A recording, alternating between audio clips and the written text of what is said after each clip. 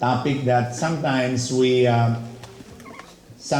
avoid because we avoid pain, we avoid sufferings, we avoid the cross. But sometimes cross is blessing. Amen? I've told you that how the Lord transformed the cross into blessing in my life. But then later on, I will show you what does it mean to be in the agony in the garden. All of us have a garden. All of us are experiencing agony in the garden. And so, let us try to see what does it mean when you talk about the agony in the garden. It is the event between the Last Supper and Jesus' arrest. So when you talk about agony, it's another typographical error. It's agonia. Praying and discussing with God before His sacrifice. The state of the mind, the agony that He is experiencing. Who among you watched the movie of The Passion of the Christ by Mel Gibson? So you see the very first scene is a very gloomy, very powerful, that it was so lonely. Everybody was out except Jesus, and the dark scene, the tree, and then the cinematography was really beautiful, talking about the pain that Jesus will experience. And this is the state of the mind. And as we try to look, this is the first sorrowful mystery and the second station of the scriptural way of the cross. I come across with a woman who told me, Father, you know, I've tried to live up the rosary every day. Wow, very good. How do you do it, Father? Joyful mystery. When I was single, I was very joyful. So, what about sorrowful mystery? Father, when I got married, that is sorrowful mystery. And then, what about the glorious mystery? Father, when my husband died, praise the Lord, hallelujah. And that's first sorrowful mystery is the agony in the garden. And what is the basis of this prayer? Well, you can find that in Matthew 20, verse 40, basis of a holy hour devotion. Would you not keep watch with me for an hour? When Jesus was sweating blood, and He told His disciples, just give me an hour to be with me. But remember, the first holy hour is a sleeping hour, because they were sleeping, the disciples. Sweating blood in the garden, few hours after the Last Supper and few hours before His death. He experienced a lot of sacrifice, a lot of pressure. And so, why garden? Why not agony in the mountain? Why not agony in the park? O kaya agony in the valley? Why garden? Well, the garden is the place for lovers. You see, it's the place where you have your first date, isn't it? You go to the garden, and the garden is not in the garden. Agony is not in the temple, not in the mountain, not in a boat, but in the sea. But it is in the garden where lovers go. And so that is the start. If you try to look at the gospel or Genesis, the start of the Bible is in the garden. This is where we start, the Garden of Eden. That is why at the Kamay ni Jesus compound, we have the Garden of Eden. You will see walking the Bible. I started first doing the grotto, which has 305 steps, and all around is the station of the cross. 305 steps going up, 305 steps going down. When you climb at the grotto, your arthritis will be gone. When you go down, your knees will be gone. Because there is no more pain, because all your knees are numb already by going to and fro, up and down. So Agony in the garden, the start of the scripture. And in the agony in the garden, well, you can be naked like you don't do that anymore. Okay. In the garden, you can be naked. Because Adam and Eve were naked during that time. They were free from sin, free from concupiscence. No shame in the garden, only love, intimacy, friendship you can experience in the garden.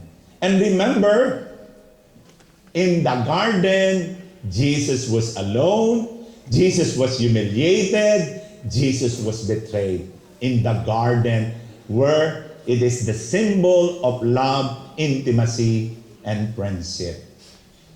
What are the three tests in the garden? It is the drama inside of love, a test of love. Some of you love teleseries, isn't it? You watch a lot of soap opera. You have also soap opera here? Australian soap opera. So one of the Home and Away. So in the Philippines, a lot of them, Kadenang Ginto, General's Daughter, Provinciano, na walang katapusan. It's a never-ending story for 3 long years still there. And the main actor cannot be put into death because even cannons is no match to the power of Cardo. Even missiles still, Cardo is still alive. That's a Filipino hero, cannot be put into death. That's the way we present superhero there. But then, this is a test of love, a test drama inside of love. Maybe the first test is resentments will always be there. But sometimes we are invited to love our own resentment, love the hurt, love the pain that we have. Can you give your life over in love without resentment and bitterness? Jesus gave his life without bitterness, carried the cross without sending the bill, without anger, without price tag, and with complete forgiveness. Father, forgive them for they do not know what they are doing.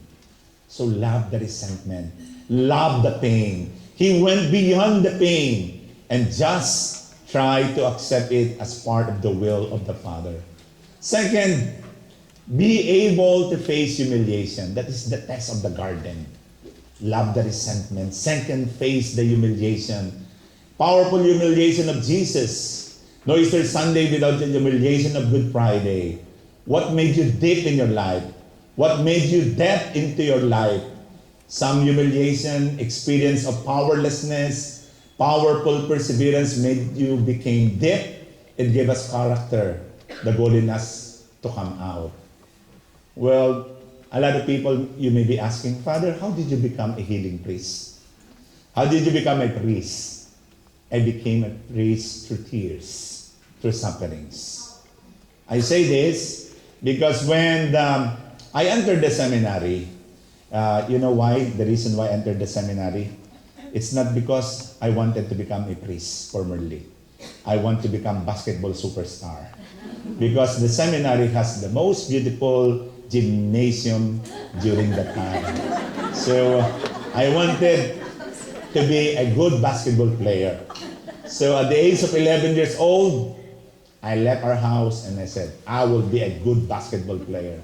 Because usually the seminarians are very good basketball player. And so we played every day. People will always picture us praying, but we always also play basketball. And then I became a good basketball player. And God used the basketball for me to become a priest. And then I developed already that kind of love for the church and love for the priesthood. And so I came across with a Bible passage. Whoever leaves a father, a mother, a friend, a property for my sake will receive 100-fold. So I said to myself, oh, I will have a broader family. I will have so many mothers and fathers. I will ask for a ticket for the movie house and shopping. So I will have a bigger, broader family. That's my the point of view. Whoever leaves a father, a mother, will receive 100-fold. Now I enter the seminary, we are all complete. But when I started entering the seminary, suddenly I was put into a big test. One by one, my loved ones were taken away from me. My father died before my ordination. My mother died one month after my ordination. I have a sister who was very much in love with her boyfriend. I told her to break her up because he's no good. I said, I know that guy. He used to be the playboy in our town. And I said, no way. You try to break your relationship with him. But my sister did not believe me. So from that moment on, I was not talking to my sister. Then came November 1, 1986. There was a phone call, long distance, that have no cell phone, 1986. And so they broke the news, my sister was found dead in her cabinet. She committed suicide. She drank poison and hung herself in her cabinet. So my father was very sick. He was undergoing dialysis for 3 times a week. My mother was also very sick. He was nurturing a very bad heart. If I told them that my sister committed suicide, then they will be dead. So I just try to absorb all the negative energies. And I was praying to the Lord, said, Lord, you said once I decided to follow you, you will multiply the blessings. I will have more parents, more family, more sisters and brothers. But you took away my loved ones. That was 1986, when my sister committed suicide. So I brought the body to our town, 120 kilometers away from our place in Manila. I saw my sister still hanging there. I put her down, rigor mortis, very already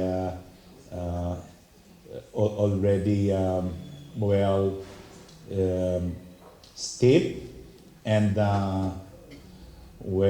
I think discoloration already in some parts. And I was so mad, and I was praying hard, Lord, what is that promise of 100-fold that you told me? That once I decided to follow you, you will walk with me and give me more blessings.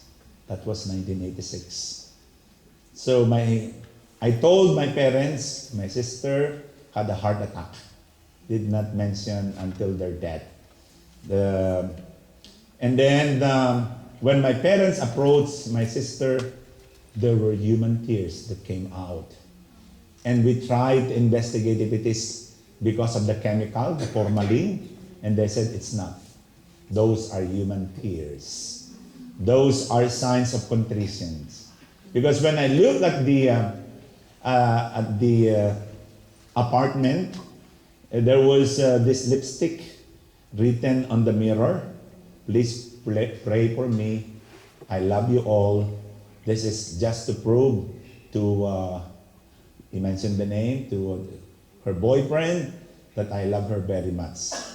Sorry, I cannot accept all these things, so please pray for me. I love you all, in the mirror.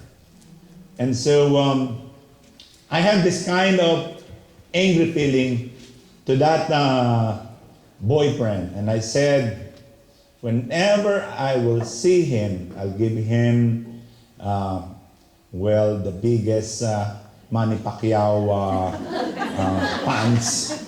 and forget all about my priesthood. Just one or two right hook or left hook and uppercut and a flying kick. So that's my intention. So that was 1986. That's the time that the Lord has given me this kind of humiliation and pain and suffering. 1988, my dad died before my ordination. I was asking the Lord to give my father the chance to see me as a priest. He died July 30, 1988. I was ordained September 9, 1989. So, he died early, without seeing me becoming a priest. Again, I questioned God, what is the promise of hundredfold? You have said, once I decided to follow you, blessings will be 100-fold, but you're taking away all my loved ones. 1989, Christmas Day. The first Simbang Gabi. It's the evening mass for Christmas. We have the Novena Mass, December 16 to 24. We call it Simbang Gabi, or night masses, for the Novena for Christmas. So the first ever, I received a phone call. Again, my mother died a heart attack on Christmas Day. Again, I asked the Lord the same question. Why this humiliation? Why this storm? Why this test? But the Lord did not stop. 1988, 89, I lost. 1992, I have a brother who resembled me, and we went to the seminary together, but he found the love of his life, so did not pursue his becoming a priest. Now he's married, happily married, I suppose. Then one day, already 1994, my brother was gone. Until now, we have not seen him. 30 long years. He left my sister-in-law, the 3 sons. He left the car in Manila, just left the car, and it's nowhere to be found. So we tried to investigate, nothing whatsoever. So he is now presumed dead after 30 years. So that's another brother. So we are now 4. So after a year, our hospital closed down. So we lost the hospital. I lost my brother. I lost my sister. I lost my parents. I almost lost everything, and I was about to leave the priesthood. And I said, there is no point for me to become a priest.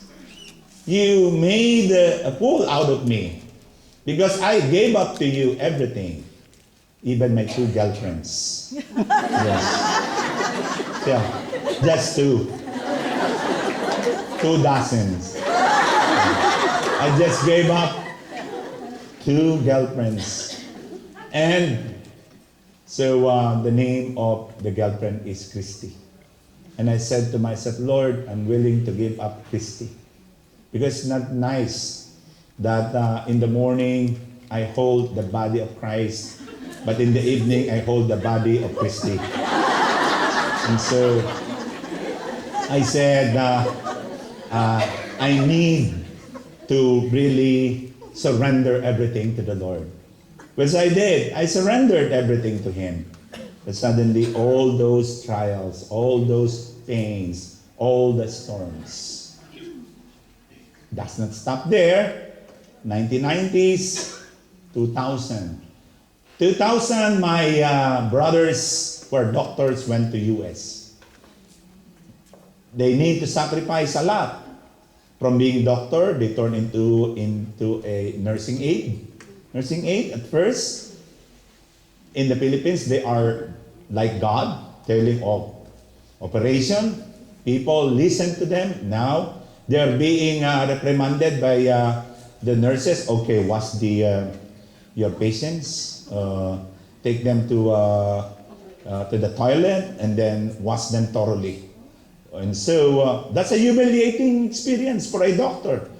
But they try to do it for the love of their family. Then they were able to survive America. But later on, when they have a stable job, now they have so many jobs, 4 jobs, they don't sleep anymore. So what happened? My elder brother died, what do you call that, with a stroke. And he was 52. My other brother, at the age of 50, died of cancer because of too much stress, too much work, too much struggle, too much pressure, too much pain. And so, again, I asked the Lord the same question. What is the promise of 100-fold? And then, with all these things happening to me, with all this sacrifice that I need to endure, blessings come around. I was able to put up a healing church. A healing church, which I started very little. I have very little, what do you call that, plan. But God has a plan B. What was given me is the vision of a church, small church, with a grotto, with the station of the cross, and then the 50-footed risen Christ. I have nothing. I don't have money. I don't have church to start. I don't have funding. I just have faith that God will turn my grief into joy. And so from the moment that I'm experiencing pain, that's the moment I exhibited power of healing. St. Paul said, it is when you are weak that you're strong. It is when you experience your powerlessness that the power of God is manifested in you. So I began to perform a lot of miracles, a lot of healing, which is beyond the explanation of science. People who are in the wheelchair were able to walk, cancer patients being able to be liberated completely from cancer, families which are divided, couples who are separated, were able to experience healing of their heart. So many conversion and renewal. But the thing is, I need to sweat it out. I need that garden of Gethsemane. I need to cry like Jesus, the cry of abandonment. My God, why have you forsaken me? That was the time I said, Lord, I'm ready and I believe that you have a beautiful plan for me. Then in my grip, you will manifest your power. And true enough, that's the start was able to build. We don't have money. I have faith. People have faith.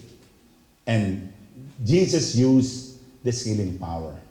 Now it started with what I have from my inheritance.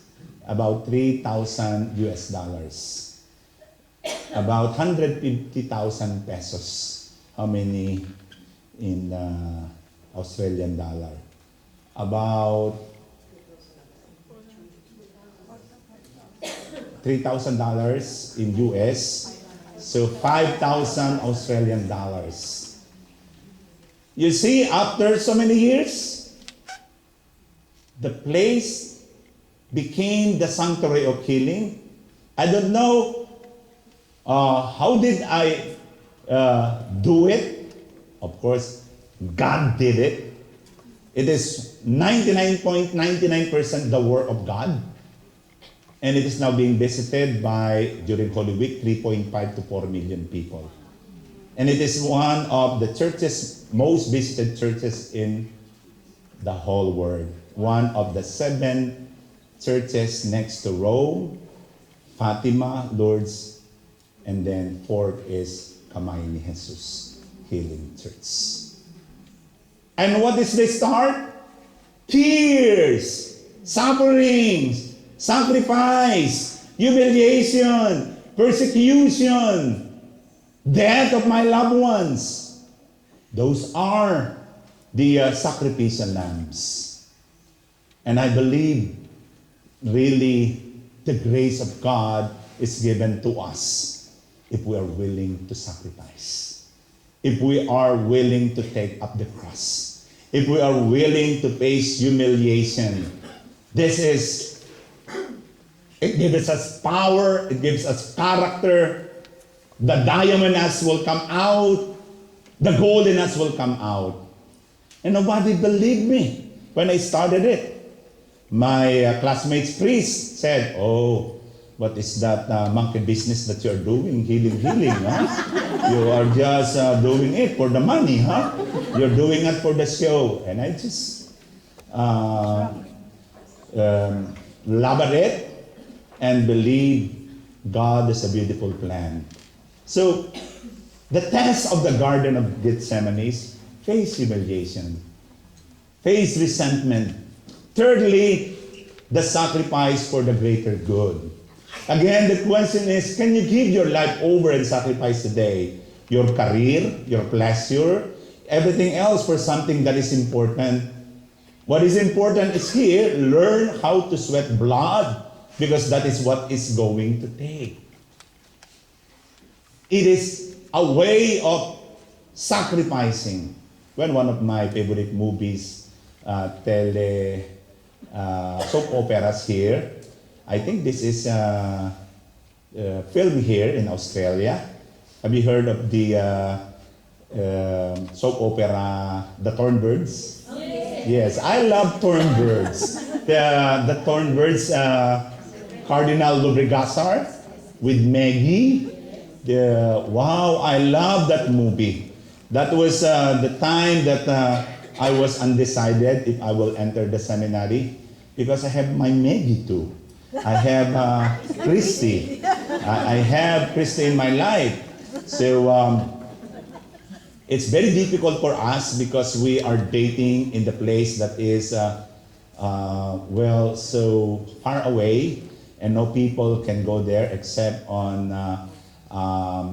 the day for the dead because we're dating in the cemetery and, so that people will not see us. So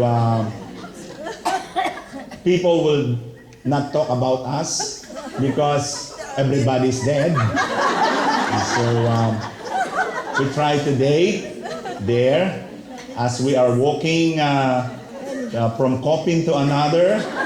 I will ask her, "Oh, what do you like? You want a condominium?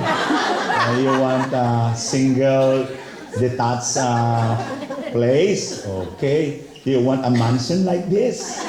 So we have a great love story. But I needed to decide for God. And when I decided for God, it was the happiest moment of my life because I felt that I made a right decision. Now, when I saw her after 10 years, I saw her again. And I said to myself, it's now a brand new life. And she said to me, "How are you?" And her eyes were really captivating me again. And I said, "Well, I'm single," she said. And I said, "I'm also single." Until now, she's single. And she never married. And she was happy in her life that she was able to sacrifice. And I said, "I am happy for the person that you have become, for the priest that you have become.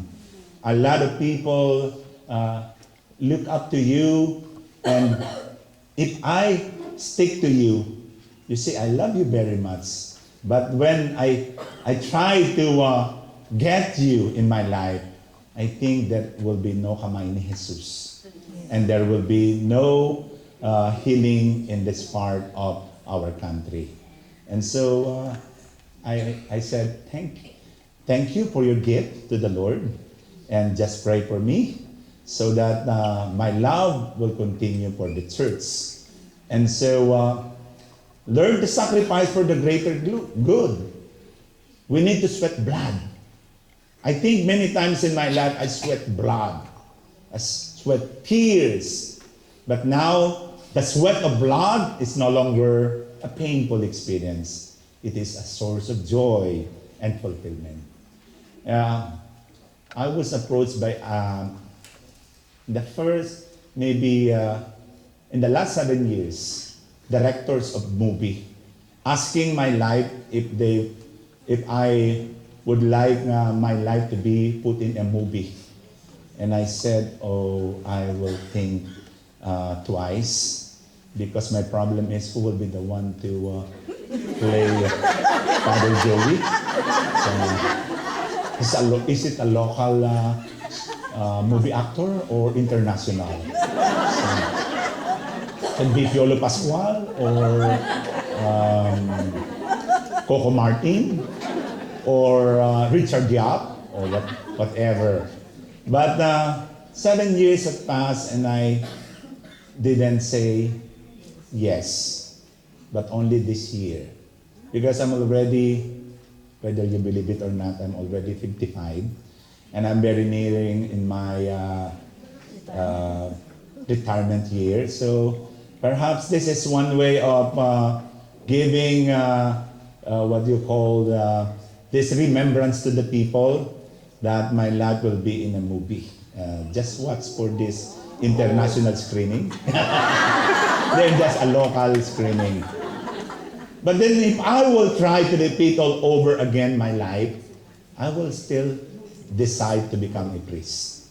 Because there is nothing in this world that will make me so happy, so fulfilling if I do not become a priest. Because the happiest moment in my life I have seen is when I am with people. I am serving the people of God. And I think this sacrifice, the word sacrifice, is worth meditating. Sacrifice comes from the Latin word sacra pacere. Sacra means sacred, pacere is to make. So when you suffer, you make things sacred. Imagine you're making things sacred when you experience pain. And that is why blessings are given to those people who suffer. So when you suffer pain, it is equivalent to experiencing blessing. Because in every blessing there is a cross. And in every cross there is a blessing. We started the Mass all the time with the sign of the cross. And we end the Mass also by the sign of the cross. Giving us the idea, cross is blessing. Blessing is a cross. And you're surrounded with so many crosses, you are also surrounded with the blessings of the Lord. And so, passion, something we are meant to initiate, test inside of love. What would you do if you knew you were in the final hour? Sister, it's not personal, nothing personal, but what would you do if this is your last day? Yes. You will pray. You see the teary eyes coming down. I'm just joking. But what if this will be your last day? Pray. What about you? Yes. That's one way. Spending quality time with your loved ones.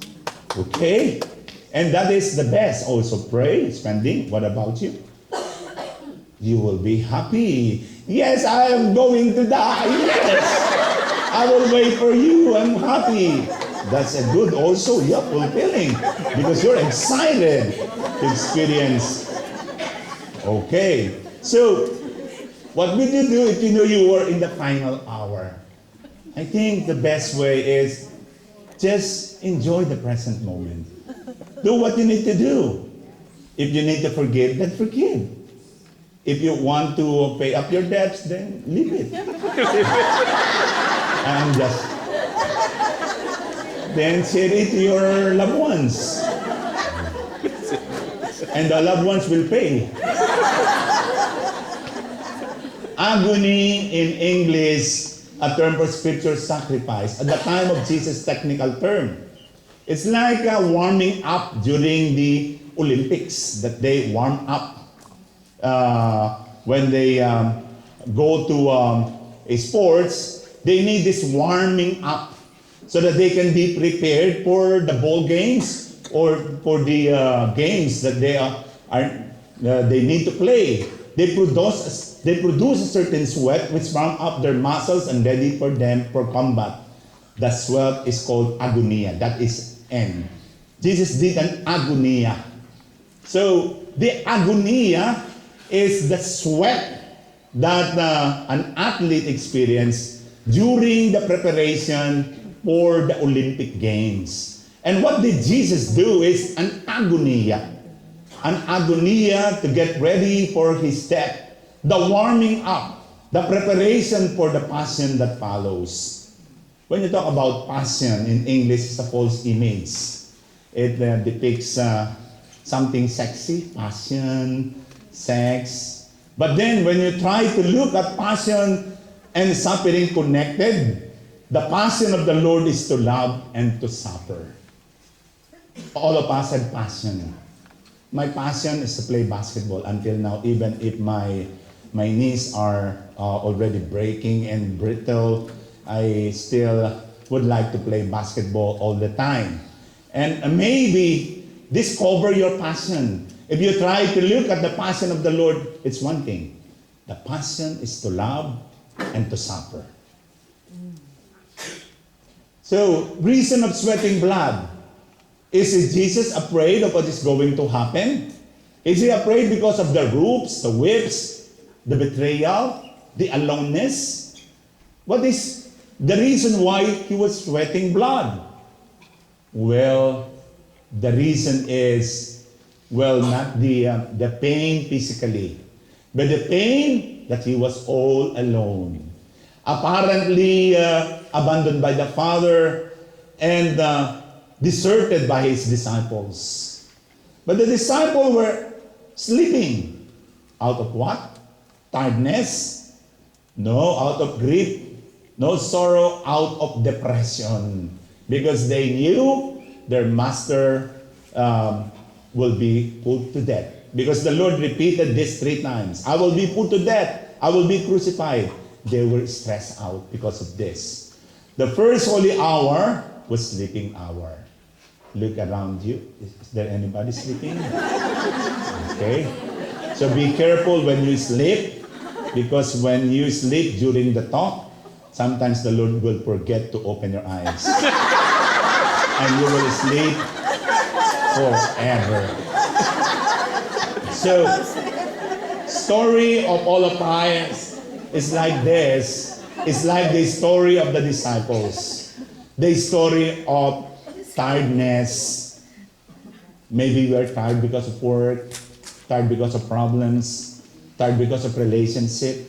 You've been from one relationship to another in your finding true love, and then to no success. And so, what we need to do is to surrender out of sorrow and depression. We fail to learn the lesson of Gethsemane. And what is the lesson of Gethsemane? Number 1, all of us have a garden of Gethsemane. Can be in relationships, can be finances, it can be domestic problems. Well, all of these are a garden of Gethsemane. Cup of suffering will become a cup of joy. You see, after 25 years in my life as a priest, I try to buy for myself a condominium wherein it will be my middle house between my town in Lokban, which is 120 kilometers away from Manila. And this condominium is in Alabang, so that when I have a mass on TV, I will be in a striking distance. I'll be there in 1 hour. But right now, because of the traffic, it's very difficult because EDSA or Epifanio de los Santos Highway is like a virtual parking. So the formerly 2 hours, now 6 hours. So you see, so the traffic is so bad. And so last time I already had my saving of my, after traveling, now it grew already rapidly. And I said, oh, the traffic is so worse that I have this mustache now again. Now, what happened next? My superior told me, you have to stay put at the kamay ni Jesus. Because there are many people coming there, 300 to 350,000 monthly. So you need to stay put. So because of health reasons too, I followed the bishop. Now I was not able to pay up the real property tax for 5 years. I was surprised that the city government sold my property with the amount that I did not pay. So 105,000 pesos, I bought it 6 million. So it was really a garden of Gethsemane. And I was nearly brought to the hospital because I could sense that I cannot recover the property. So now it's in court. And it's very hard for me to accept. That's the Garden of Gethsemane that I have. And on my 30th anniversary, I was in the court, first day in the court, grilled by the attorney and asking me so many questions about the condominium. And I said, Lord, it's you who is more important. I may lose this condominium, but I will not lose my faith in you because I may lose a lot of things. You will return it back, good measure, flowing over in the future. In the form of more blessings. Not material all the time, but sometimes when God gets something from you, it is for the reason that God wants to give you more blessing. Already different perspective, more renewed, and this will make you a better person. And so, I just gave it to the Lord. This is my Garden of Gethsemane. I did it. I was very busy, preoccupied with the people, problems of the people, at the expense of my personal life. So, if it is a sin that I overwork for the people, Lord, I offer this for you. 6 million is 6 million. I need 6 million to pay up the house, but I already gave up. Maybe the Lord doesn't want me to own a house. Maybe He wants me to be totally dependent on Him. Just like Saint Francis, it is in giving that you receive, it is in dying that you're born to eternal life. No more sleepless night for me. I just gave it up. If it is a win, this October 28, when we have the decision, when I come back on October 27, 28, it will be in court again. I just surrender everything to the Lord. Amen, I say, Lord, let it be done to me according to your word. Amen. Amen. So, Garden of Gethsemane. Second, what is the lesson of Gethsemane? A lesson to do God's will. It's my will that I keep the condo. But if it is God's wills that it is not for my good, sometimes the Lord will remove things that will be a problem for you. And later on, He will change it for the better. And I think this difficulty in following God's will is manifested into What is the signs that you are doing God's will? Number one, it is the exact opposite of our will. We always want to be comforted. We always want to be free from problems. But sometimes God will allow you to experience pain. Why? For the reason that you become a better sons and daughter, better priests, and better children of God. Second, it is usually painful and difficult when you experience doing God's will. Painful. I have experienced that. But after experiencing pain, well, St. Ignatius told us there will be desolation and consolation. You will experience an immense peace. And then after experiencing an immense peace, you experience the presence of God. And so, third, the lesson of Gethsemane is a moment of grace. At the Last Supper, when Jesus left, he could not do it, but only after breaking down and after sweated blood, he accepted Father's will. Only after experiencing agony, the angel can come. My grace is sufficient for you. Everything is grace. You see, if I did not experience accident, I will not have the gift of healing. I will not have the church. I will not have the whole Kamay ni Jesus thing. I needed to experience pain. I needed to experience, like Henry Nouwen who said, the paradox of the wounded healer. That I can heal because I'm broken. I can heal because I experience pain. I know your pain. I know your sufferings. And that's the reason why we can call it a moment of grace. So, the moment of grace. So I'd like to jump from this journey to the Paschal Mystery of Christ. I want to go straight to the vision, the first one, so that we can have thing that we need to look up to. There's something that we need to come up with. First thing that is essential, to have a vision. What is a vision? A vision is the thing that explains what you are doing right now. A vision is a conscious dreaming one must want to accomplish to make his life worthwhile. To make things worthwhile. You come up with a vision. What is your vision as a Christian? As a charismatic leader, sister, what is your vision? I'm a catechist at Mountain, so I really want to go with children to absorb what I'm teaching them until they grow old. Oh, that's a great vision, to educate children, especially to lead them a good life. As a catechist, to serve as an inspiration to the young people. A very, very good vision. Now, an inner image of a future state. Nobody will believe me that I'll become a priest. Nobody will believe me that I'll become a healing priest.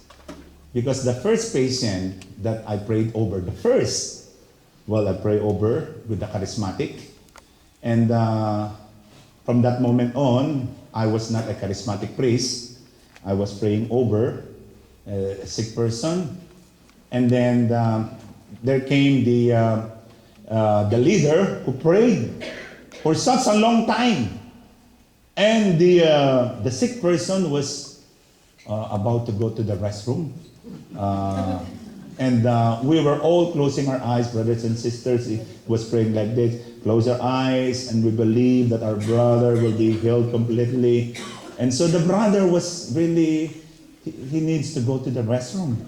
And so he tried to, do it. And leave the place silently, was able to get to the restroom. And then the brother said, okay, let's claim the healing of our brother. And please open your eyes and believe he is healed. When we opened our eyes, he is gone. Oh my God, he said, a miracle had happened. He disappeared. He melted. He went to heaven. Hallelujah. And that was the time I said, oh, I will not go with these crazy people. Too emotional, too unrealistic, and so funny. So that's the reason why, first reason, I did not believe first in the healing. The second reason is when I prayed over a very sick person. And the very first person that I prayed over did not survive. When I prayed over, he died. At the middle of my praying over. And I said, oh boy, this is the first experience of healing. And I said, people will be talking about me. And they will be saying, oh, that priest has the gift of healing. But Father Joey has the gift of killing. Oh, you want to do away with your wife because she talks a lot and she nags you all the time? Allow Father Joey to pray over and she will die. You would like to do away with the mother-in-law because she always interfere with the husband and wife? Okay, allow Father Joey to pray. She will be a banner. So that was the first time experience of praying over. And so I did not believe. And so it took me an accident. And that accident dramatically changed my life. From that moment on, I had a vision, an inner image of future state. What will happen? 1994 is already there on the back of my mind. A church with a grotto. Already 1994. But it took me, that was 1992 before the accident. 1992. And it took me 10 more years to put into action the vision that I had. Build a church for the sick, and people will come. Build a grotto around it, and people will climb. So many people will be healed. 10 years. 10 years of coming to my mind. But it got me 10 more years to bring into reality what the vision of the Lord has given me. So, where there is no vision, people perish. You have no direction, millennials. A lot of them. I'm not against millennials, but you see, millennials sometimes do not have vision anymore. So maybe this is your duty to again remind them that you need to come up with a vision. So, there's Helen Keller, a blind political activist, lecturer, and writer, once asked, what is worse than being blind? She's blind. What is worse? It's very, very difficult to become blind. But there is more worse than blind. An eye, yes, that cannot see. But a life which have no vision. So, to have a sight without a vision. You have eyes, but you cannot see. And I think this is what the Lord is asking you and I, to have a vision. And this vision must be shared in the family, in the community that you're serving. It must be shared. It's not only the vision of the founder. The vision must be shared. What did I do with my vision? I told my bishop, I have a vision that the Lord is leading me to build a healing center. And the first time he said, I think you need to take a bath. Maybe that is part of your hallucination. And when I told the bishop, but bishop, it is persisting. Maybe you need to have a break. I'm giving you a break 1 week. You can go wherever you want. And I said, Bishop, It's been years that I have this kind of vision. We better take our lunch together. Maybe you are just hungry and you don't have a thing on your mind. And it took me a while to convince the bishop that I have a vision. I have a vision to build a church. And it took me 10 years to share it to the people. And then this vision, shared vision, empowers people. I have seen when I shared my vision, it gives power to the people. It gives healing. It liberates them. What I'm telling you about the young people who are doing this kind of walking for Christ once a year, about 500,000, without any exaggeration. I was with them. 12 kilometers, ocean of people, just enough to stage a people power to overthrow Duterte already. But we don't go there. We just pray and say, it's empower. It is a power. It encourages people to take initiative to advance common good. So when you are having that kind of vision, it does not only give power, it gives us also the chance to do for the common good. Third, enables them to prioritize their efforts. You see, the priority now is not for themselves, but priority is to serve. The priority is to serve God and neighbor. Fourth, give meaning to their lives. So kamay ni Jesus didn't know that that will become big. I was dreaming very simple mission, but the Lord had a plan B. It turned out that the risen Christ is the third risen Christ in the whole world. Next to Sao Paulo, Brazil, which is 150. Next to Bolivia, which is 75. Ours is 50. I was not after for statistics, for word breaking, for what do you call that when you Guinness. I'm not.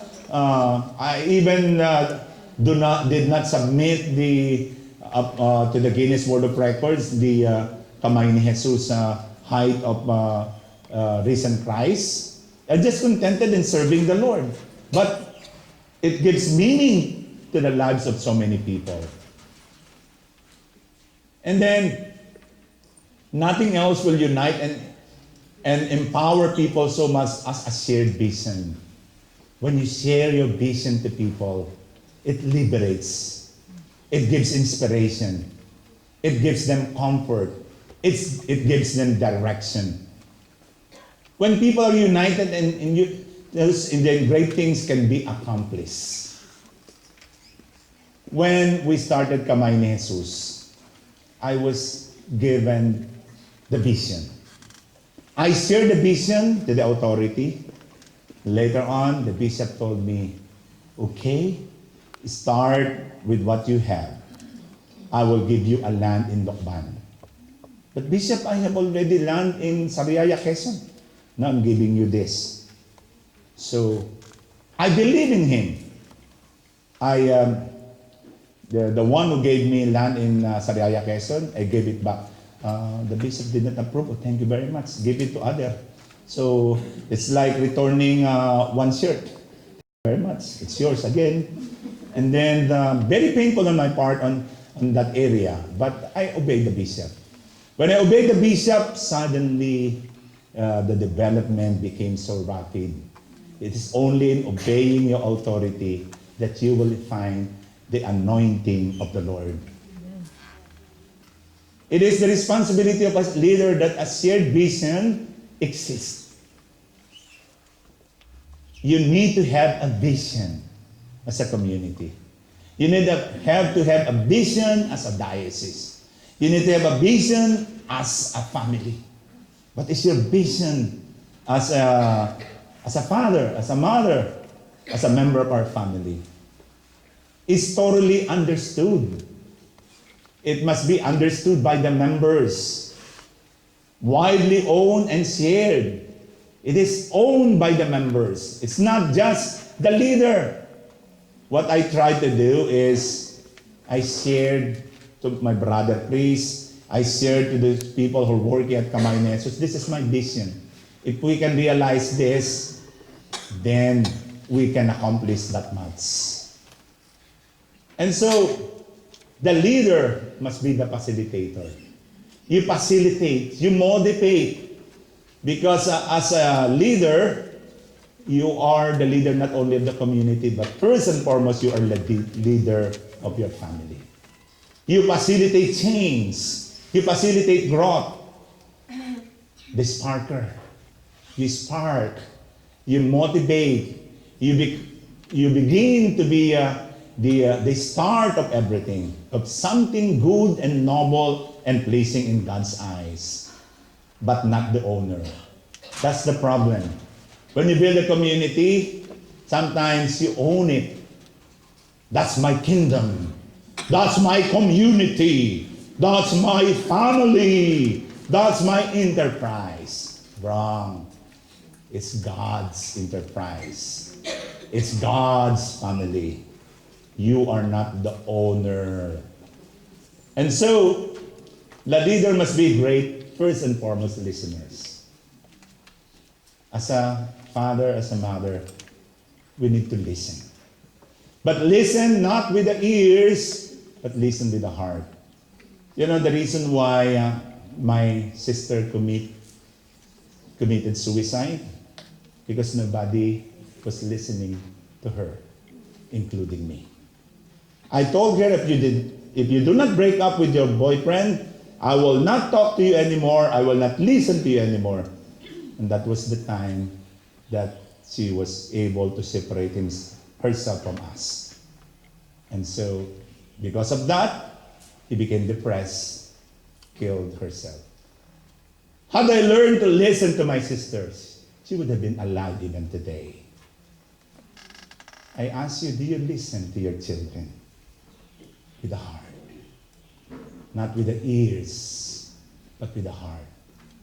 Young people must be understood in their context. Young people must be understood according to their culture, according to their age bracket, according to their spirituality and their mentality as millennials. You see, the millennials will always try to look for something instant.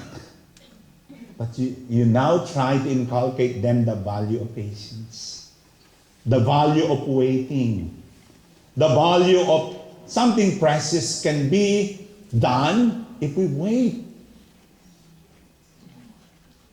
And so, we must be great listeners. The leader must be a great learner. We learn from mistakes. As parents, we learn also from children, isn't it? You learn even from your grandchildren. You learn perhaps lesson for when you try to look at the children. They're easily to forgive. But when we grow older, it's not that easy to forgive. We always want to try to have this anger, hatred, bitterness in our heart. But the children, when you ask sorry, oh, kiss already, okay, kiss and tell, sorry. But now, no more. It's very hard for the grown up to forgive. In Tagalog, when you say kiss, kiss-kissin mo mukha mo. But we see, it's very hard to forgive from the heart. And the young people, especially the children, very, very easy to forgive. Sometimes we need to learn from them. I learned a lot from the lay people. What I'm saying, I came from your stories. My homilies, I got from your experience. From all that you are going through, I derive my knowledge, perhaps wisdom, from the lay people. Selectors. Sometimes when you see the children, well, they are wow, doing the research on internet. But you try to safeguard your children. Maybe they are in the wrong side already, going to the more violent sexual content, and you need sometimes just to oversee what they're looking at, especially the very young, tender age. Synthesizers. So many experiences that will come, bad and good, but you need just to balance. You give the summary, you have the synthesis, the weightings, the good and the bad, and present them objectively and subjectively so that they can be guided. How do I get vision? How do I get vision? Number one, look within you. What do you feel? This is what I did first. I asked the Lord, Lord, what would you like me to do? When I was at the point of deciding to leave the priesthood, that was 3 months. I was about to leave the priesthood already because my mother died, my father died, my sister committed suicide, we lost a hospital. I had nothing to do. My bishop assigned me to the seminary. I was in the seminary for 12 years, and I was assigned again into the seminary. You see how boring was my life? That the authority would like to lock me in the seminary. 12 years in the seminary, now 6 years again, 18 years of imprisonment already. So, very close to reclusion perpetua. So, I just try to look within my heart and try to feel. How do I feel? What is my vision? I came up with a vision. I'd like to come up with a healing church for the sick people. Just starting with myself. Without mentioning to other people. Look behind you. What have you learned? Sometimes we need to look behind us. You see, when you're driving, here it's very hard to adjust now. When you go to the Philippines, it's left hand. Here is right hand. I always make a mistake of going to the driver's seat because that's my seat already. And Ferdy told me, oh, the other way. Maybe 5 times already. It is by force of habit that I go to the right side. But here it's the left side that I need to go. And I think here we have to look. When you're driving, there is a big mirror ahead of us. You have to look more at the road. But sometimes you need also to look at the side mirror. But the side mirror is small. The side mirror will give you a direction. Oh, somebody's already approaching me, so I need just to watch out. But the more energy and the more focus will be ahead of us. But the side mirror is a guide. I think you need to go back. What have you learned in your life? What have you learned in your problems, in your sufferings, in your storm? Third, look around you. What is happening to others? What is happening to my wife? That's the last person that we try to look at. The last person to look at is your husband. What happened to my wife? What happened to my... Oh, maybe you want... sometimes your wife already went to the parlor and had this diamond peel, and his hair was colored already, burgundy, wine rose, but you never recognize it. And the wife was so... this kind of strange feeling, oh, my husband doesn't care about me. I changed already my hair. I have this kind of smell that might captivate him again. But no, he always ignores me. And so I think it's about time to look around you. Most especially to look around your house. Look around what is happening to others, to your children, to your loved ones. And so, number 4, look ahead of you.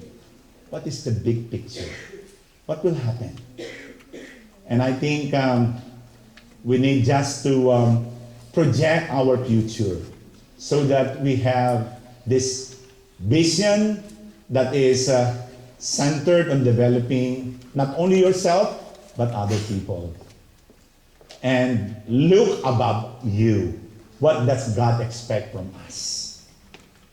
Many of us sometimes are always looking here straight. But there will come a time that you will look up. But don't look up already when you're already dead. Because you will be looking up when you're dead. But right now, don't wait for that time. Start now looking up to God. Looking up to heavens and discover the beautiful plan of God. And lastly, look beside you. Look beside you. Look around you, look beside you. Look beside you what resources are available to you right at this very moment. I think this is the vision that we need to do. The vision of truth will liberate us. A vision is caught, not taught. It's a word that must capsulize our mission and vision in life. What hinders a vision? Limited learners. Concrete thinkers. I think there's one, dogmatic thinkers. Many of us are, as leaders, sometimes we are dogmatic talkers. This is what we need to do. This is supposed to be done in the family, even in the leaders. This is what we need to do. Second, continual losers. Yeah, we will be defeated. We will not be successful. This will not be accepted by a lot of people. So that will hinder your vision. Satisfied seekers. You just sit down. You just relax and no activity and nothing. So that is satisfied seekers. Traditional lovers. Oh, we don't have to change. Tradition is very good.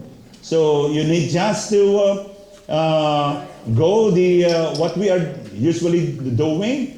Standard operating procedure, SOP. Oh, what did we do last time? Oh, we do it again. Okay. So that's the problem.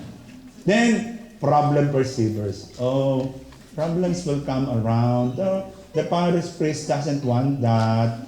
And the people won't mind it. So, we don't go to that extent. So, it's impossible to live with you. So, it's nothing. Self-seekers. Sometimes leaders can be self-seekers. And just they decide for themselves. And maybe what we need to do is broaden our horizon. Failure forecaster. Oh, negative thinkers. That will not be successful.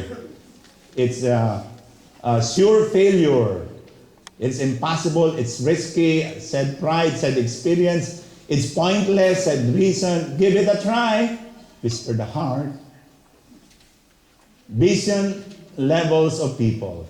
There are different vision levels. Sometimes they just watch. Sometimes they just follow. Sometimes they will ignore. So what are those?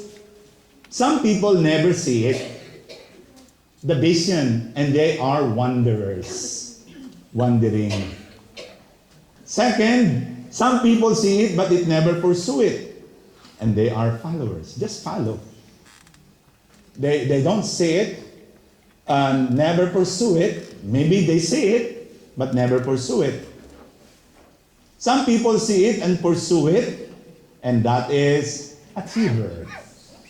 Some people achieve much because they see and they follow and they pursue it. And this is the highest. Some people see it, pursue it, influence others to see it, to pursue it, and those are leaders. See, where are we in this category? Are we wanderers? Are we followers, achievers, or leaders? A vision is a dream that is anchored in reality. Now, when I started Kamay ni Jesus, people were asking, how did you do it? No, I did not do it. God did it. But I had a vision that I followed it. And then, how about doing, Father, connecting the three hills? Because we have, one hill is for Mama Mary, with these mysteries of the Holy Rosary. Another is the risen Christ. Another is the cross. If I buy one hill, Father, why not put a cable car so that it will be connected? For some moment, I entertain it. Wow, cable car at Kamay ni Jesus. We relate Mama Mary. Without Mama Mary, there is no Jesus. Without the cross, there is no salvation. So it can be done. So I brought that to the meeting and to the bishop. And the bishop told me, "Are you crazy?" And I said, "Oh, that's the time that I woke up on my hallucination and imagination. It's not anchored in reality." Because when you put a cable car there, then you lose the spiritual significance, the sacrifice. You need this a sacrifice. Father, put an elevator. Wow, elevator at the grotto? Very good. But it's not a good idea because it's not anchored in reality. A vision will only inspire, will only renew, transform, if it can be translated into action.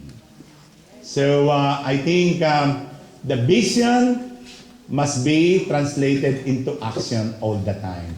Sabi na, we talk about plant a thought and you will reap an act. Plant an act, you will reap a habit. Plant a habit, you will have a virtue.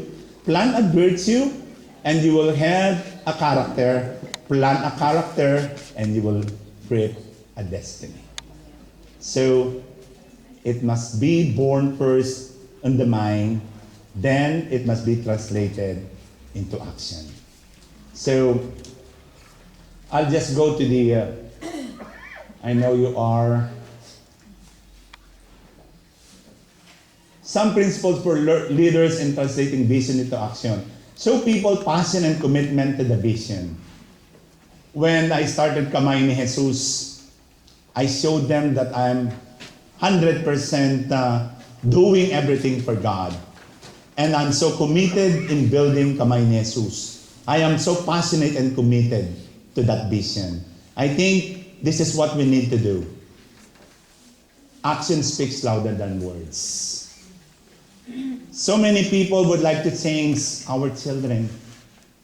But if you cannot preach by the way we live, according to St. Francis, it will not happen. Children will not follow us because action speaks louder than words. Engage others in advancing the vision. You need also to allow others to be part of it. So, I will just move 4 types of people. I'd just like to say this. 4 types of people to make a group move forward from vision into action. Dreams. You need to dream. Because dream is not for sale. It's free. It's free to dream. When I dream to become a priest, it's for free. You need just to dream. Second, goal setters. You need to set goals. Third, action takers. Not just aiming for the goals, but we need to have to be action takers. Harmonizers. Sometimes in the family there will be conflict. In the community there will be misunderstanding. You have to harmonize. You have to heal the wounds in the community. Shared vision, short, simple, desirable, energizing. If a community, if a family has the vision on their own, I think there will be no more broken family, broken community. Because you have a short, simple, desirable vision. Now, the last thing, I want you to encounter this question. Do you have a vision as a person?